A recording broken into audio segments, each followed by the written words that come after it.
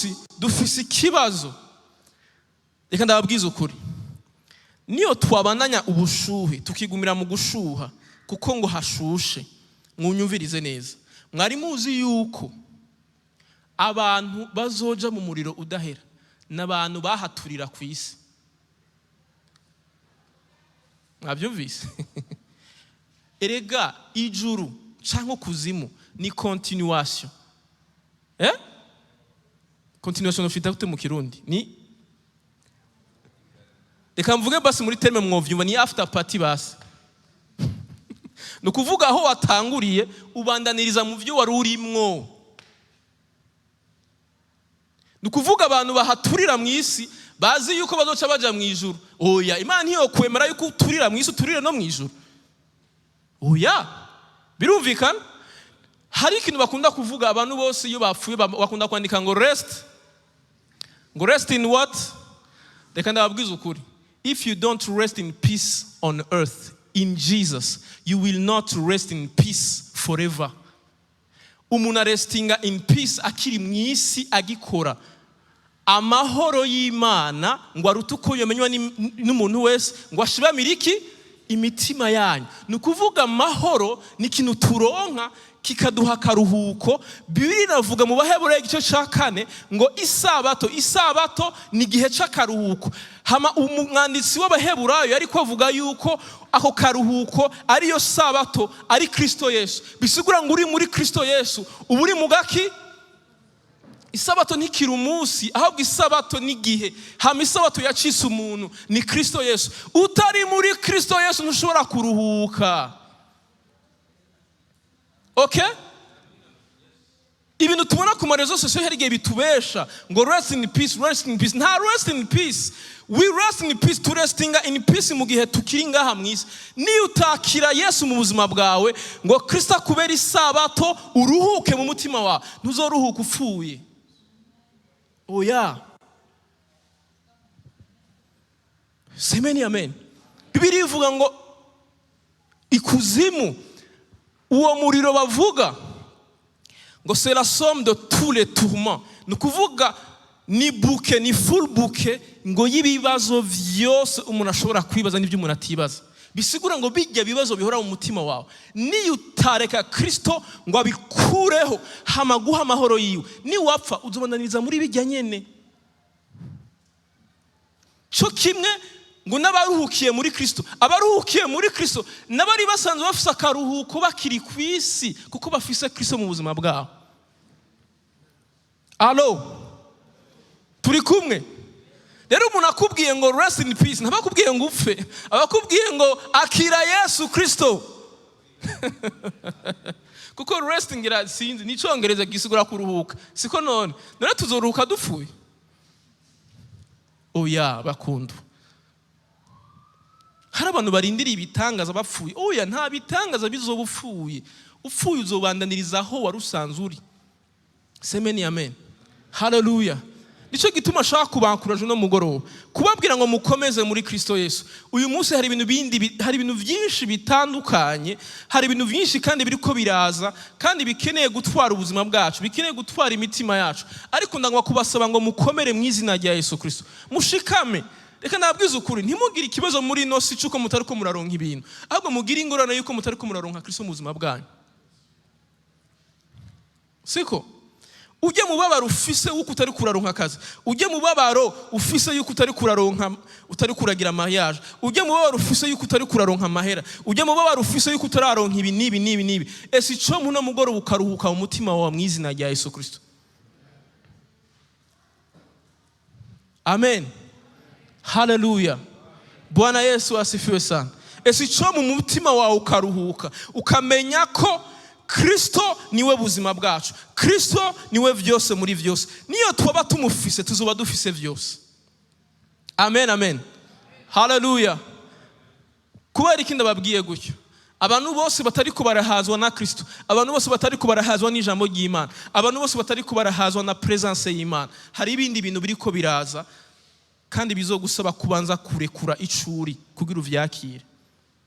Amahera arahari kuko amahera nayo bemprima, amahera ntashobora kubura. Mugabo on conditions, amakondisiyo bazoguha niyakomeye. Bwana Yesu asifiwe sana. Haleluya. Bwana Yesu asifiwe.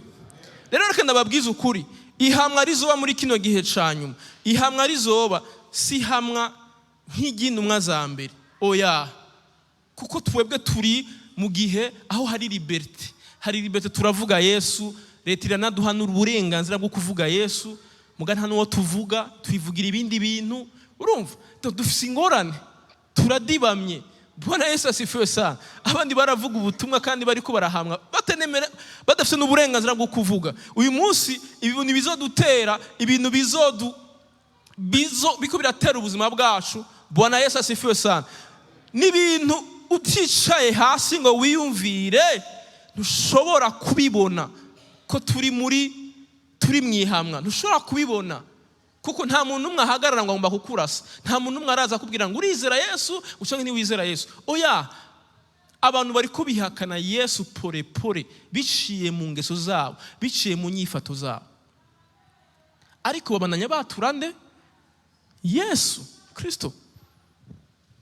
Ariko waraba ibikorwa bakora ukabona ntibihuye nande na Kristo. Murazi verse imwe intera ubwoba muri Bibiliya yose, verse yama intera ubwoba ni verse Yesu yigeze kuvuga. Avuga ngo ku munsi wa kw'impera ngo bazombwira ngo twakoze bitangaza mu izina, twirukanye abadayimoni ngo mu izina.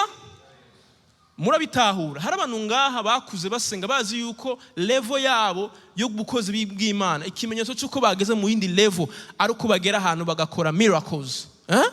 Hari abantu bazi yuko urugezo rukomeye rwo mu Mana ari uko bagera ahantu bashobora guhanurira abantu nk'aba bose, bakabahanurira umwe wese akamubwira ivyiwe. Pole sana, ivyo urashobora kubikora, muga Yesu akazokubwira ngo sinigeze ugira iki, sinigeze nkumenya. Bwana Yesu asifiwe sana. Uyu munsi epurta ndivyo abantu mitima yabo birukira. Uyu munsi uyu munsi udahanuye, utavuze icyo Imana ngo yakubwiye, abantu ntimugira iki, ntimupatana. Can I prophesy? Benda babaza, umuntu ahanura abanza kubaza yuko yo prophetize. Arakeneye approbation y'abantu kugira prophetize. Can I prophesy? Imana kugira ivuge irasaba autorisation y'abantu. Uko nugu create show. Yo ni entertainment. Reka nababwiza ukuri. Iyo umuntu avuze avuga iki mbega burya? Iyo umuntu avuze avuga iki? Avuga iki? Avuga ijambo. So, burya Imana yaravuze. Ngiri ijambo ry'iki? Mwabyumvise? Imana yaragize iki? Yaravuze. Murarindiriye ko Imana ivuga? Yaravuze. Read your Bibles, soma Bibiliya zanyu bakundwa. Mumenye icyo Imana ibavuga ko, mumenye icyo Kristo yagize iki, yakoze ku buzima bwanyu. Nimuvuga amen? Can I prophesy? Mucha muvuga amen? Hallelujah. Bwana Yesu asifiwe sana. Nyamba hari umuntu ngaha atarizera Yesu Kristo, namwe ndakubwire, nta muhombe n'umwe ahari mu isi nk'umuntu adafise Yesu mu buzima bwiwe. Umuhombe wa kabiri nabonye ni umuhombe yagendeye mu ishengero akavuga Yesu, akavuga mu ndimi, agakora ivyo bita ngo ibikorwa vy'Imana, akaba umuririmbyi, akaba protokole nabijya bindi byose, akaba umwinginzi. Mungaye imyaka yiwe yose akaba atarigeze kumenya Yesu ku giti cyiwe. Uwo ni umuhombe umwe mubaya. Kuko uyu murazi gituma uwo muntu azoba umuhombe, kubera ko azobura iswingi zo mu isi, abure n'iswingi zo mu ijuru. Mwabitahuye? Iki ni gihe cyo guhitamwo, iki si gihe cyo kuvanga. Iki ni gihe cyo kuvuga uti nyamba jewe ntakeneye kwizera Yesu, reka ngende ntese inge. Bavuga gute ngo kura? Niko bavuga gute mbe? Ngo kura ukingari na meno. Ariko ndababaza, burya barajya ubuzima cyane nibwo bubajya. Je nibaza yuko ari gihe ushaka uraburya nabwo bugaherukira ko kurya. Haleluya. Bwana Yesu asifiwe sana. Muga umviriza, hitamwo rimwe, hitamwo icyo ushaka gukora muri kino gihe. Ntutu umwanya wawe. Ni wahitamwo kuza mu ishengero rero, ba muri Kristo Yesu, ba sincere. Bwana Yesu asifiwe sana.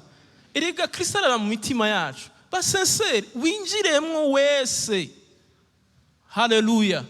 Kuko bizoba bibishe kuba warabyitwa ngo uri umwana wakuriye mu ishengero, wahora uja gusenga, mugabo Imana ntikuze.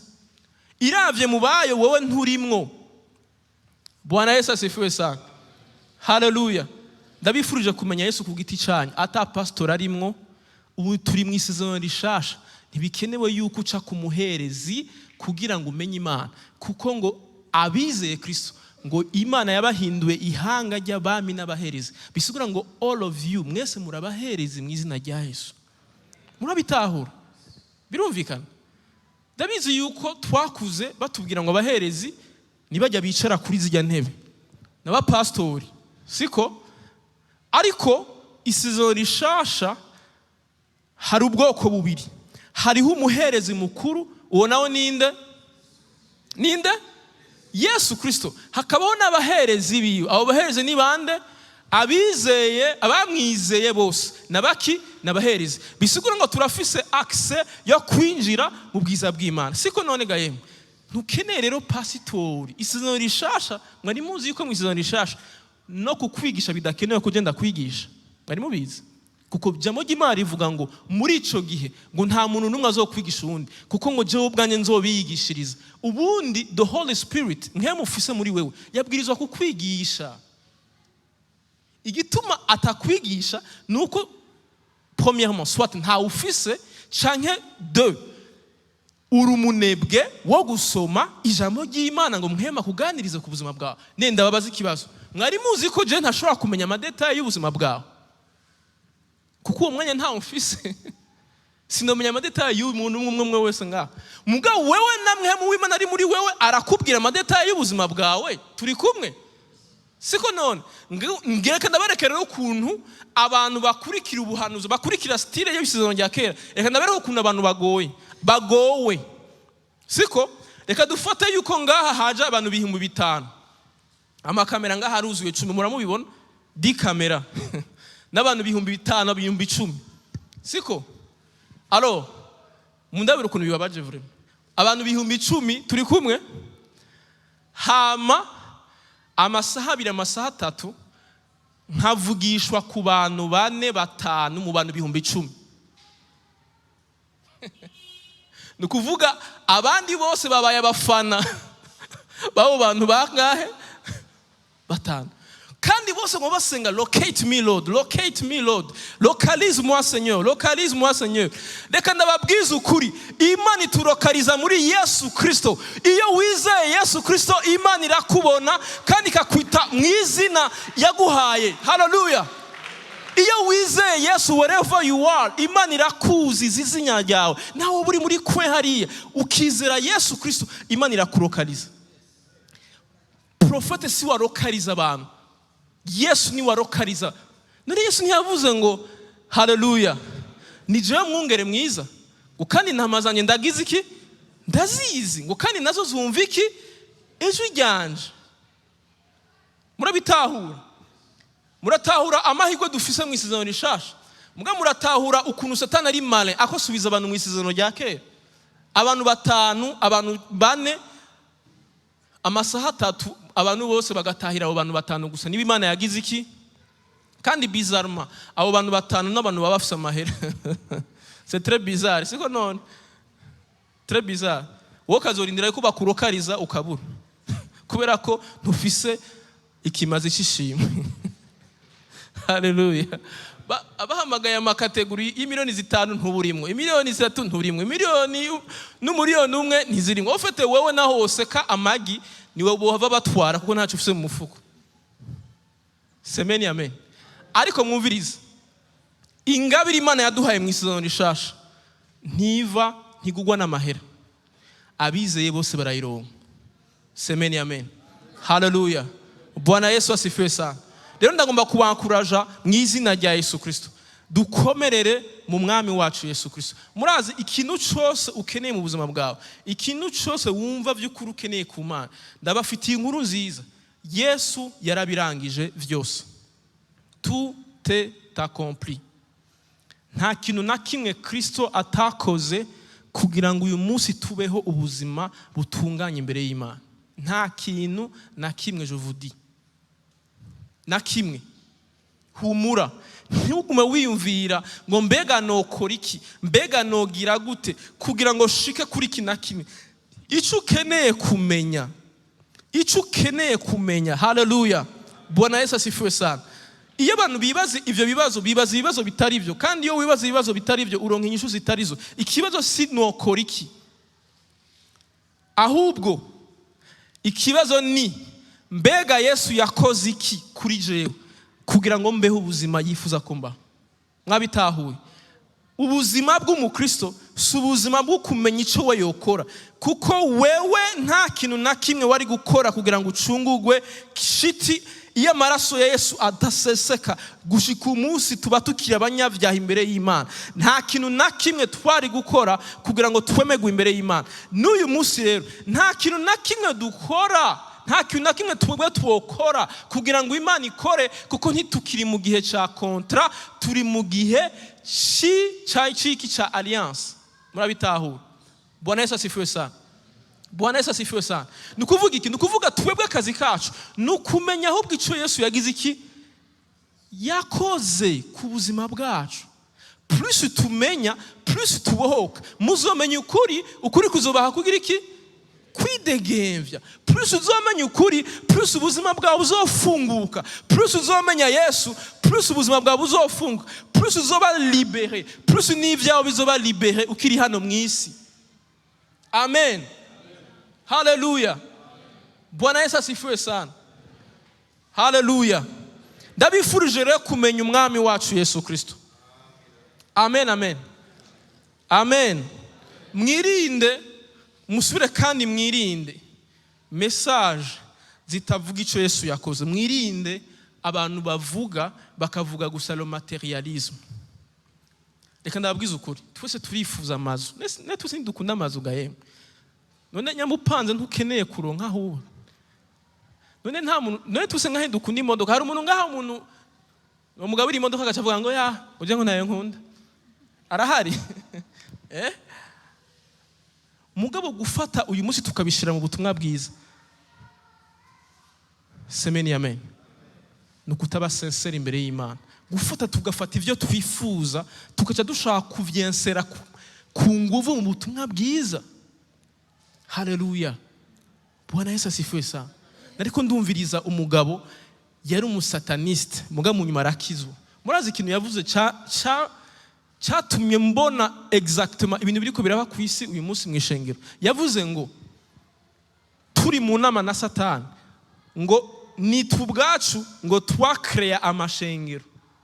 Ati wo mwakrea amashengero.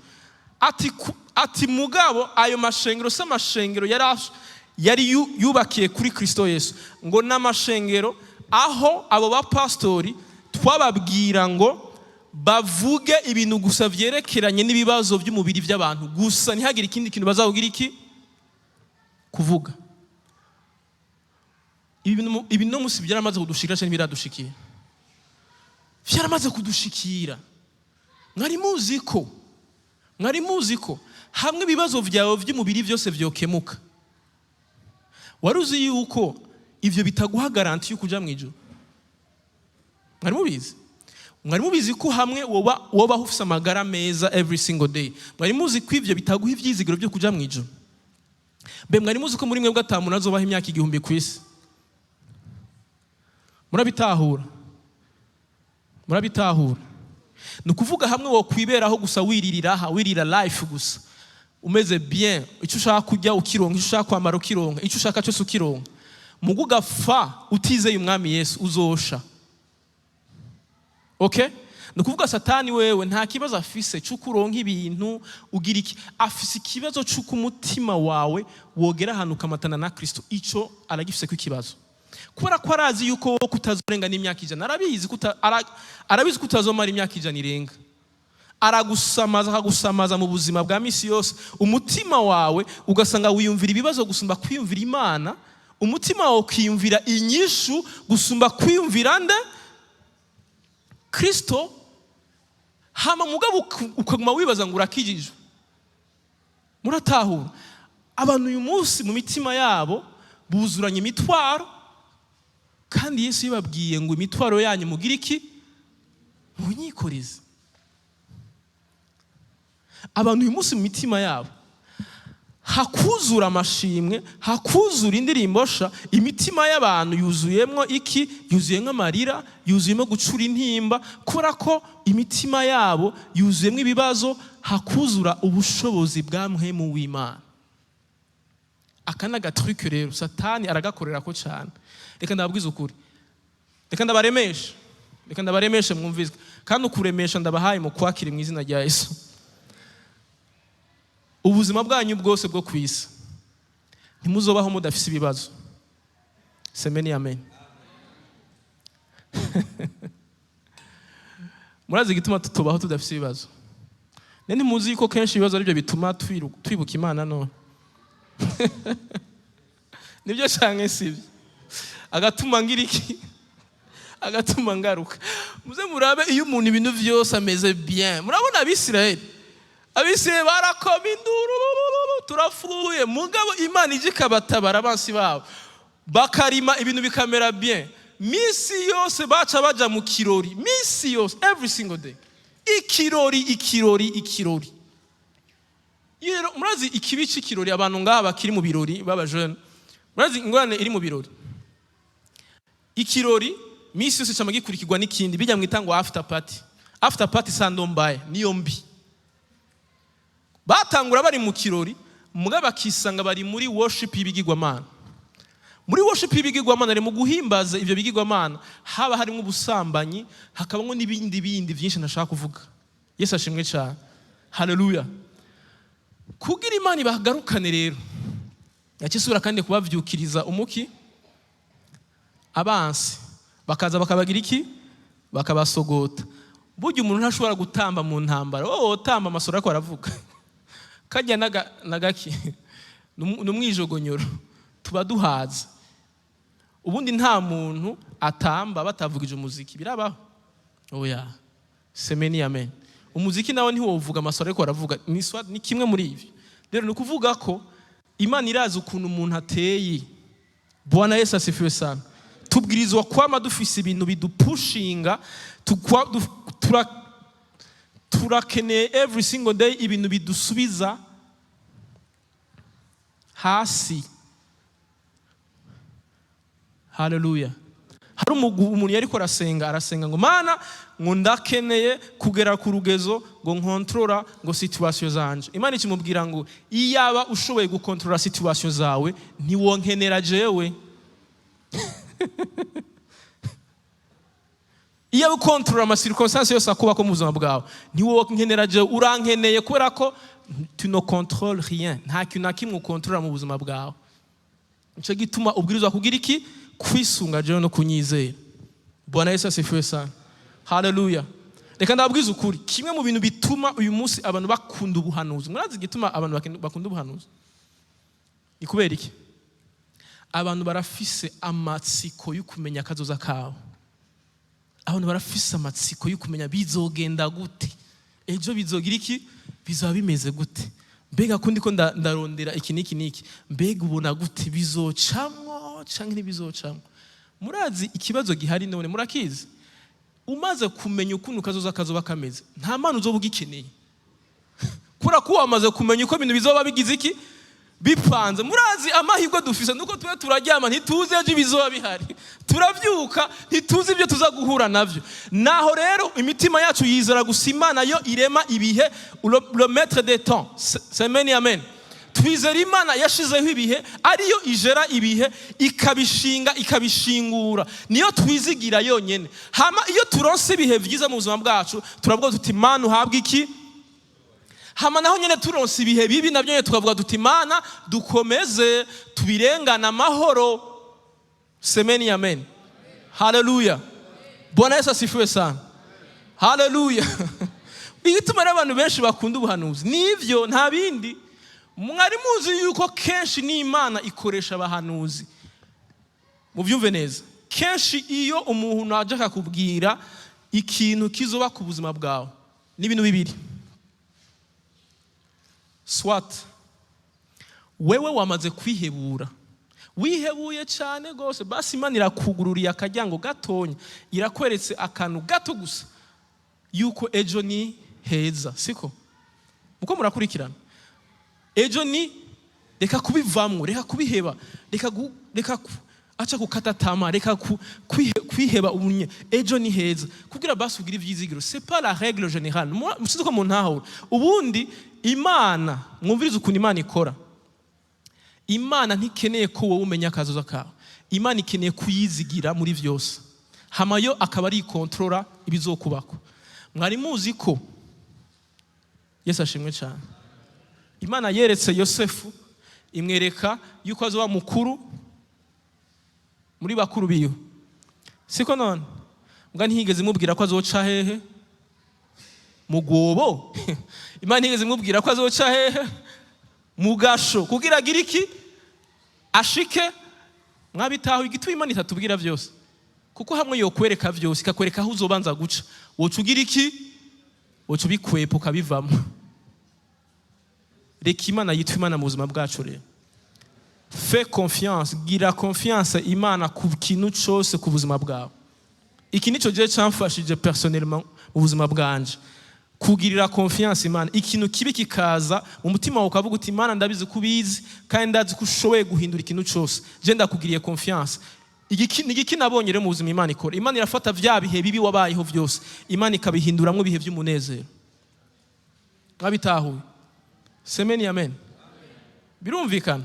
Hari umugabo yari mu ishamba, sinibuka neza iyo nkuru. Umugabo yari mu ishamba, hama nyamba yarakomeretse, nyamba yaracitse ino, ntavyo nzi. Ariko mo n'uwundi mugabo ari mu rugendo, arajya imihari ko yagize iki, ko yakomeretse. Kandi akavuga ati Imana, wowe wavuze ko uzondinda, wowe wavuze ko uri Imana ugira iki, urinda. Arababara arajya imihari. Mugabo muri iryo shamba hariho abantu bita n'abakanibale, bamwe bajya abantu abakanibale, baca barabafata, baca bashaka kubagira iki, kubagira ibitambo, ibimazi ku bimana byabo. Mugabo hajya bagomba bamuca umutu, baca basanga aragize iki, arakomeretse. Ntibashobora gutanga ikimazi kigize iki, gifise agasembwa. Abaragize iki, aracitse. Iyo atagize iki, iyo atagira vya bibazo by'ubwa mbere, bari bamuciye iki, umutwe. Ibintu bikubako byinshi wibaza ngo ni bibi, ama situation wamurukura urajya imihari ngo kube kibi vyambaye. Ajya ama situation nyene, one day uzokomprena yuko iyo ajya ama situation ataza mu buzima bwawe, ntiwari kuronka ivyiza Imana yari guteguriye. Mwabitahuye? Nico gituma iyo umaze kumenya rino banga, ivyo ucamwo byose uragira iki, urashima Imana. Semeni amen. Kubera iki ndiko ndabivuga, ni kubera ko hari ubundi butumwa buza bukakubwira ngo ibibazo byawe byose bigiye kugira iki, guhera. Ubwo si ubutumwa buva ku Mana, siko? Semeni amen. Kubera iki ndiko ndabivuga, kubera ko hariho ubutumwa buko buraza bukubwira yuko, umviriza, wewe uri umwami n'umuki. Nta kintu kibaje ngo gufata ijambo ry'Imana hama ugashaka kurigira umubiri, ukarimaterializa wewe nyene. Ico Imana yavuze mu buryo bw'imwema, wowe ugashaka kugira iki, kukigira umubiri. Urazi ikibazo reka ica kiyaba, ndababaza ikibazo. Twebwe iyo tuvuze ngo turabami n'abaherezi, ni igiki ijambo ry'Imana bashatse kuvuga? Ijambo ry'Imana bashatse kuvuga tuganza ngaha mu isi physiquement, niko bivuga. Twebwe tuganza iki by the way? Aha mu Burundi par exemple, ninde ari umwami, ninde ari king? Ni wewe. Tubwire tumenyane kugira udufashe ibintu bimwe bimwe. Yesu ashimwe cyane. Umwami ni umwe, c'est le président de la République. Tureke kugira ibitutu. Ijambo ry'Imana icyo rivuze riba rifise ibyo riko riravuga. Niba riko riravuga ibyo byifuzo byacu dufise mu mitwe yacu. Iyo umuntu ariko aravuga ngo genda umwami, ngo n'umuherezi, automatiquement agaca avuga ngo ntashobora kuja muri bus, uzopfa no uzogenda gute? Atabaye ufise ya taxi uzogenda gute? Atamodoka ufise uzogenda gute? Ngo umwami n'umuherezi. Est-ce que haraho bihuriye no kugenda na taxi cyangwa no kugenda n'imodoka?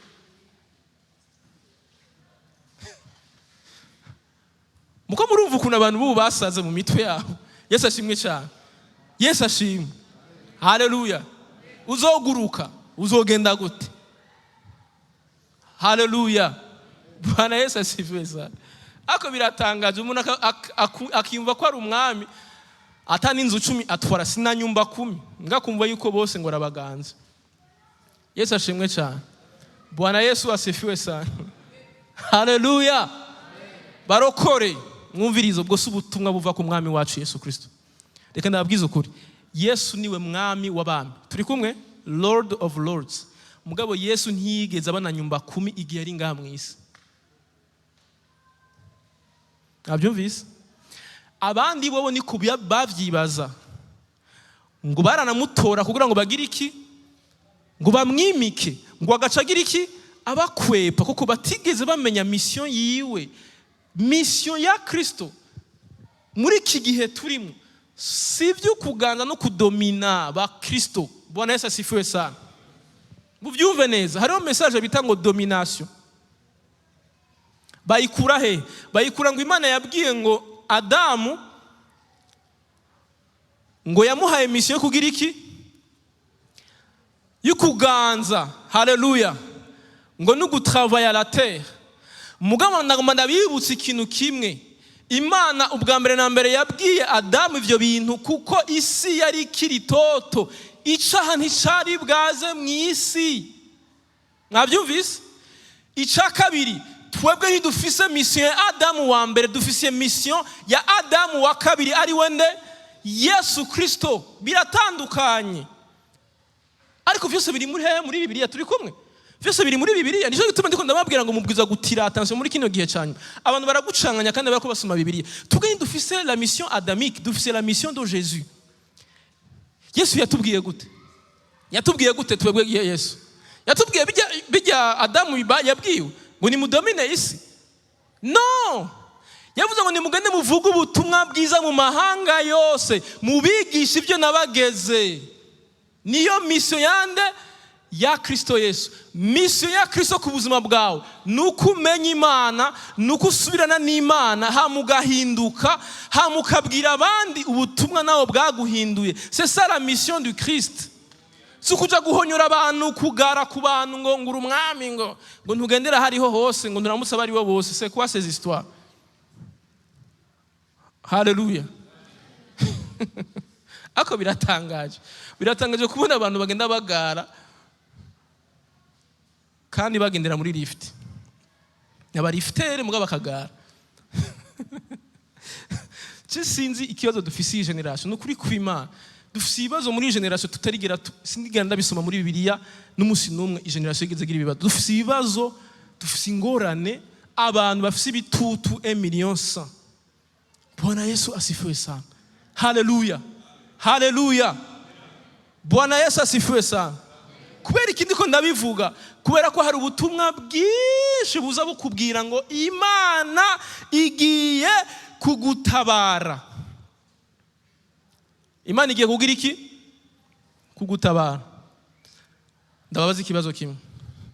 Ko tubuze ibyo tujya, mbega bisigura ko Imana itadutabaye? Ko dufise ingorane dusiragoringa mu bibazo vya misi yose. Muribaza ko Imana itadutabaye? Mbega ndababaza. Ndabibarize. Bill Gates arafise ibibazo byo kujya no kwambara. Arabifise ibyo bibazo. None Imana yaramutabaye? Munyishure. Imana yaragize kirema yaramutabaye.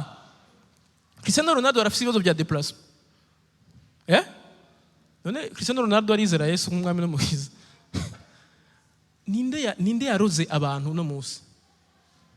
Imana yaradutabaye igihe irungi ku mwana wayo w'ikinege ngo adupfira firi ivyaha byacu. Yaradutabaye, vyarabaye.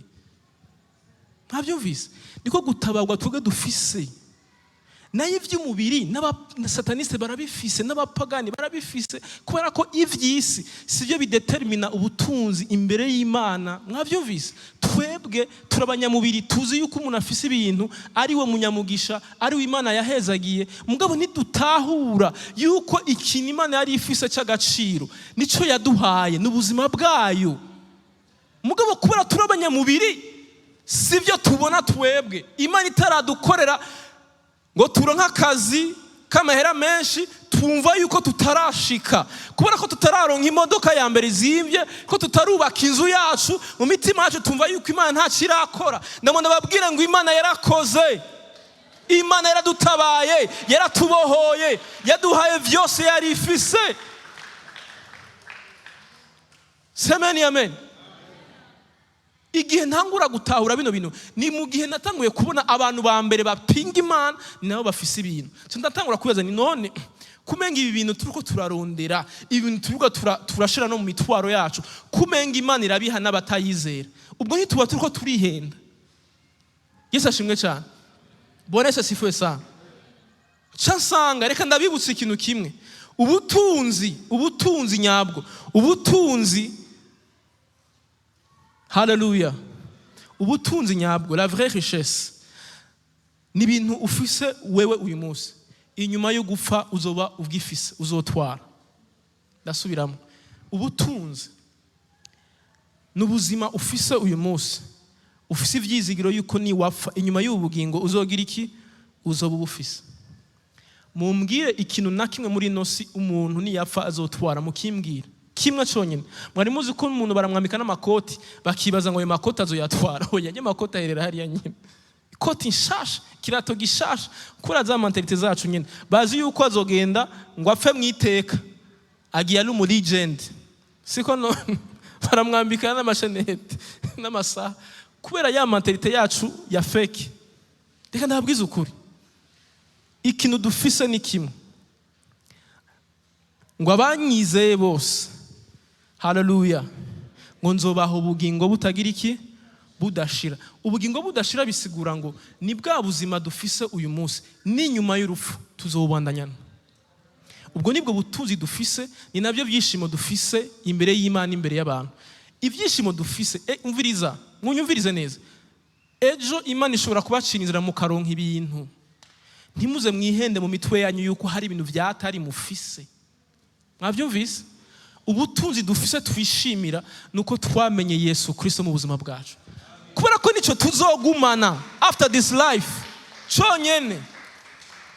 Amen, amen, haleluya. Bwana Yesu asifiwe sana. Mwari muzi yuko aha nabonye hari abasportife benshi, mwari muzi ko nabijye bikombe abantu bagwanira, ngo Real Madrid ngo ufise ibikombe kama ngo 14 ngo 15. Ivyo bintu vyose nubwibone bugihari, kuko l'histoire de l'humanité igihari. Ngomba mucampereza ko akantu kamwe, siko ubwibone bw'abantu buhagaze kuri histoire. Muko murabitaho ofite abantu bamaze kugera ku rundi rugezo, ntibaba bagifise ikibazo kiya twe dufise cyo kurondera ivyo bajya. Oya, baba bagifise ikintu besoin d'estime, kumva yuko jewe ndakaze gusumba naka. Muko murabitaho, kumva yuko après imyaka 100 hariho izina ryanje rizuba ryanditse ahantu bazoguma bavuga ngo ujya muntu yaragize, ujya muntu yaragize. Muko murabitaho. Ivyo rero babikora, abazungu babikora kugira ngo muri histoire bazoguma bari hejuru. Nico bituma mubona ibikombe vyabo baragwana, ugasanga bashizemo n'amahera menshi arenze n'inyungu boronka. Ukiyonza none bungu ukiki kumenga bafise amadeni menshi, kumbe bobo baba kubagwanira honneur, icubahiro. Muko murabitahura. Muga mwumvirize rero, histoire yexista kubera ko isi yexista. Umunsi isi yakuweho nabijya bikombe byose bizoba bifuditse. Amamedaye yose, ubwirasi bw'umwana w'umuntu, umuntu yirata iki? Yirata ubutunzi afise iki? N'amazu, n'amamodoka, n'amaplacement financier afise. Ibintu byose umuntu yishimira ni ibintu bihagaze kuki Imana yari yararemye. By the way, nuvuga abantu bose bishimira umutahe w'Imana mbwa ntavyo bazi. Umunsi Imana yakuyeho uwo mutahe wayo, abantu bose bazohombera rimwe. abantu bazosigara gusa ari abahigwe ni bamwe bizeye umutahe wa vrai Imana yabahaye aribwo bugingo bugira iki budashira. Namampereze kuri iki kintu. Turavuga maranata, turavuga ngo Yesu ari hafi, mukavyumva nka kujya Paulo yabivuze, mukavyumva nka kujya Petero yabivuze. Muganda ngwa kubabwira iyi generation yacu. Ndangwa ndababwiza ukuri. Twe ntituvuga maranata nkuko Paulo yabivuga. Twebwe tuvuga maranata kubera ko igihe generation Yesu yavuga, igihe generation Paulo yavuga. Namwe nababwire ngo c'est notre génération. Mwabyumvise? Ni generation yacu. Marana igihe generation Yesu yavuze ngo ururunganwe ngo ntiruzokugwaho ngo ibintu byose bitaragira iki bitaraba. Bajye abantu bari babayeho kiyagihe ntibapfuye none. Hari byo babonye. Yari ko avuga generation ya nyuma izobona ibimenyetso Yesu yari ko aravuga. Bijya bimenyetso Yesu yavuze twebwe turiko turabibonesha amaso yacu. Mu makuru bari barabivuga mbwa ntabyo tubona. Ibimenyetso Yesu yavuze haciye imyaka 1000 turiko turabibona. Generation yari ko aravuga ni generation izobona ivyo bimenyetso. Reka mereze rero ku kintu kiri kuko ijambo ry'Imana turarivuga mu karica amazi. Reka ndababwira ikintu basi cyo mu buryo bw'umubiri, ikintu physique. Turi kumwe? Hari abantu bamaze imisi bumva ubushuhe burenze ubwo bahora bumva. Nivyo? Mwibaza ko biva kuki? Réchauffement climatique, global warming. Nukuvuga isi iri kwiragira iki? Yatewe n'ubushuhe. Ubushuhe mwumvirize. Izuba ntigideprashije. Kuko izuba gideprashije toshe tosha dupfa. Mwabitaho. Mwari muzi yuko izuba mwumva ubuhanga bw'Imana. Mwari muzi ko izuba hamwe ryo kwegera isi yacu. Akantu ide. Mwari muzi ko twese twosha dusha. Mwari mubizi ivyo bintu. Kandi izuba girokuye rigasubira inyuma. Akantu ide gusa rikatwegegwa kure gato. Twokwicwa niki? Nimbeho. Mwari mubizi? Imana yarakarikiye exactement ubushuhe isigize iki ikeneye. Igituma rero ubushuhe buko barabwinshi suko izuba ryahinduye position, ahubwo ni kubera ko ikintu cadukingira bita couche d'ozone cagiye kiratoboka. Cyatobowe niki? Cyatobowe n'abantu nyene bwabo yuwayi bw'abantu, ibintu biva mu mamodoka, ibintu biva mu ma entreprise.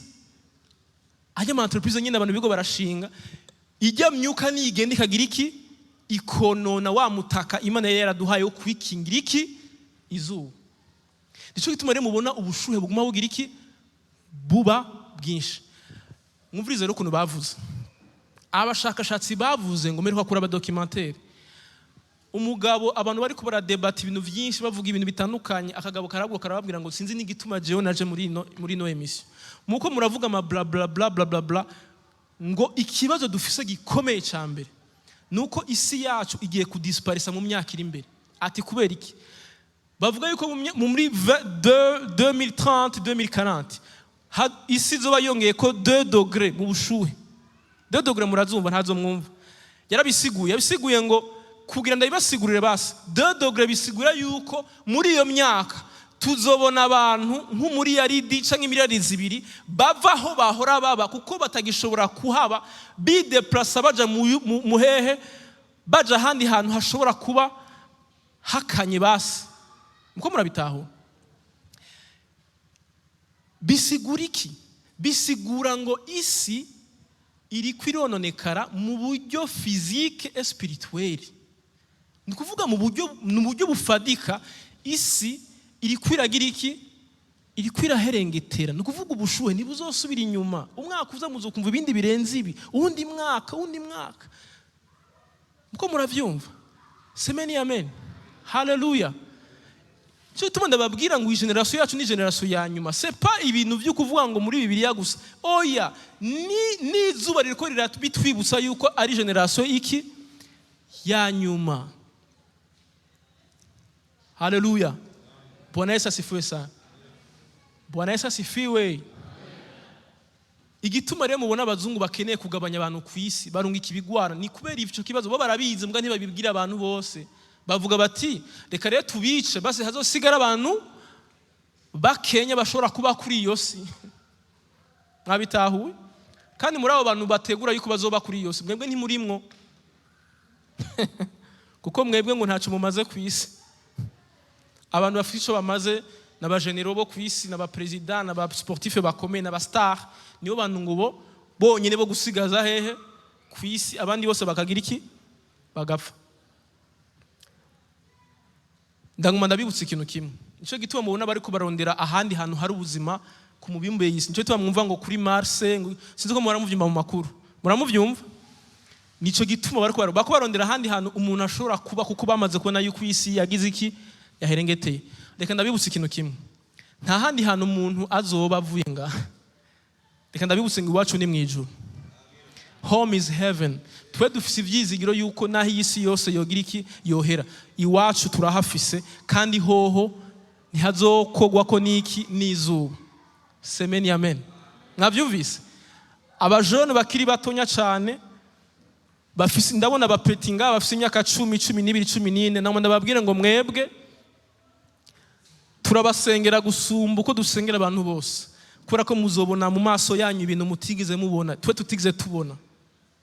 Turi mu gihe aho muzohura n'ibintu twe tutigeze tuhura navyo. Semeni amen.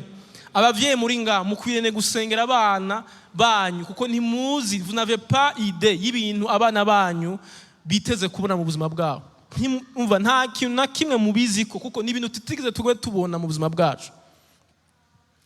Mwe muramaze kubona umwana avuka kubwira ngo je ndumuhungu, ngo mugabo ngo je nkeneye yuko mumpa igitsina cy'umukobwa. Ibyo bintu mwe mwari mwigize mukura navyo. Abantu bari ngaha bakuze mwarigeze muvyumva ivyo bintu. Mwari mwigeze mwumva umuntu ubaza ngo wowe uri umuhungu cyangwa uri umukobwa, akakubwira ngo sindi umuhungu kandi sindi umukobwa.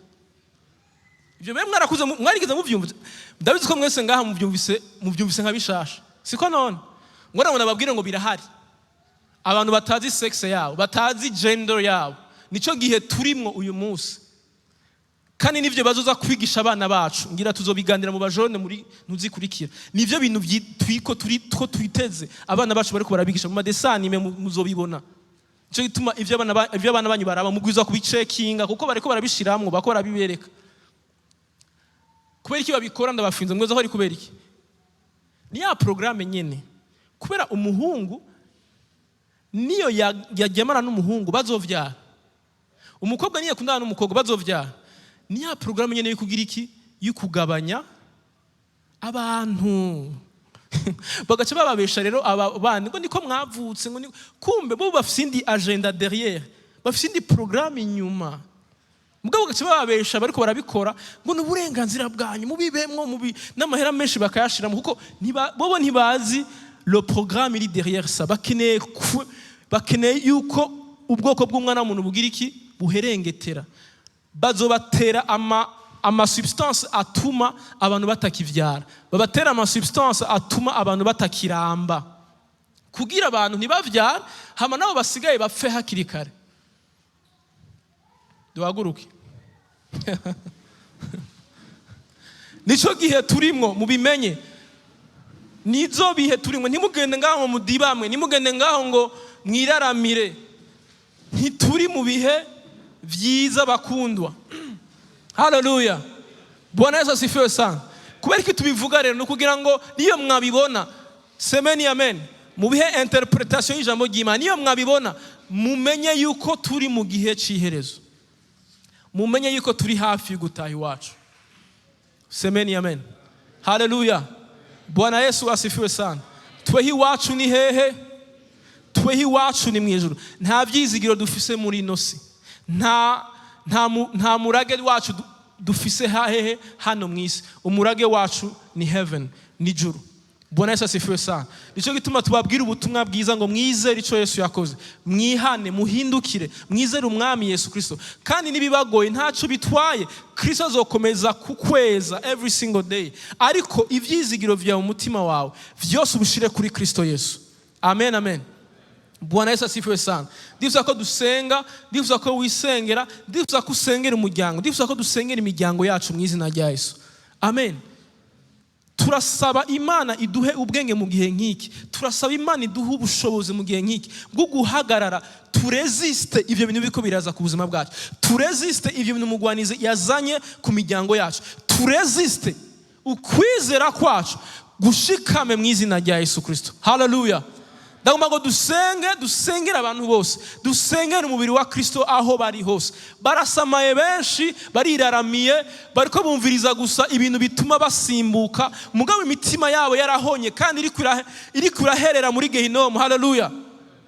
Ariko dusenge mu izina rya Yesu Kristo. Umutima wanje urarira every single day. Ndabona ko dukeneye ikanguro kandi mu ishengero rya Yesu. Ndabona ko dukeneye gukanguka mu izina rya Yesu Kristo. Ishengero ryacu rirakeneye ryo muri kino gihe cyacu, rirakeneye gusubira ku mwami waryo. Ishengero rirakeneye kandi gusubira kuwa ricunguye, kubera ko uyu munsi ishengero ryakurikiye ibindi bintu byinshi bitari byo. Imitima yacu irakeneye gusubira kandi ku rufatiro rwo Kristo. Imitima yacu irakeneye kandi gusubira kuri uwo mwami. Haleluya, haleluya. Kubera ko ibihe biko biraza, niyo byasanga atakwizera ufise, ntuzoshobora kuvyihanganira. Haleluya. Reka dusenge mu izina rya Yesu. Mwami, turaguhaye icubahiro no mugoroba mwami Yesu Kristo.